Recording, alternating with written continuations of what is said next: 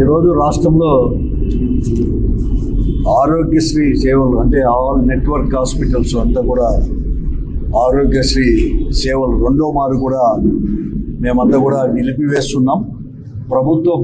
ప్రభుత్వం దగ్గర నుంచి మేము ఏదైతే ట్రీట్మెంట్ ఇచ్చినామో దానికి అనేది కూడా సొమ్ము అనేది కూడా మాకు ఎనికి ఇంతవరకు బకాయిలన్నీ కూడా పేర్కొనిపోయి ఇవ్వలేదని చెప్పేసి రెండో మారు కూడా ఈ రోజు నుంచి కూడా కూటమి ప్రభుత్వం అధికారంలో వచ్చినట్టే నిలిచివేయడం జరిగింది.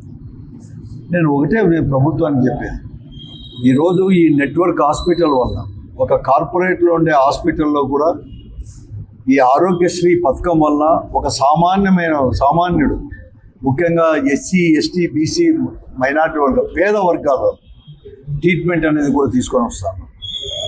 ఈరోజు ఎప్పుడైతే నిలిపేశారో వారు వెంటనే తీసుకొని పోయి ప్రభుత్వ హాస్పిటల్ పైన లేకుంటే అక్కడ కూడా స్థలం లేదని చెప్పి ఇవన్నీ కూడా నెలకొనే పరిస్థితులు కూడా ఉన్నాయి.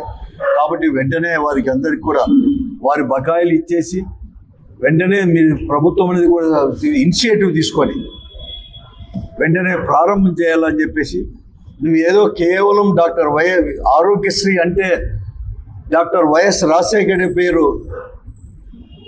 గుర్తుకు వస్తుందని చెప్పేసి ఇదంతా కూడా రాజశేఖర రెడ్డి గారు జగన్మోహన్ రెడ్డి గారికి కూడా చెందుతాయేమో అని చెప్పేసి ఒక భయంతో లేకుంటే ఒక కుట్రతో ఈ ఆరోగ్యశ్రీ పథకాన్ని నిర్వీర్యం చేసే పరిస్థితి కూడా ఈరోజు కూడా వచ్చిన విషయాన్ని కూడా నేను ప్రభుత్వం దృష్టికి తీసుకున్నాను. ఇది మంచిది కాదు. ఇదంతా కూడా ఎంతోమంది పేదలకు ఉపయోగపడేది కాబట్టి వెంటనే బకాయిలు చెల్లించి వెంటనే అవన్నీ కూడా ఈ నెట్వర్క్ హాస్పిటల్లో కూడా ఆరోగ్యశ్రీ యొక్క సేవలు అనేది కూడా పునరుద్ధరించాలని చెప్పేసి కూడా ఈ ప్రభుత్వాన్ని డిమాండ్ చేస్తుంది.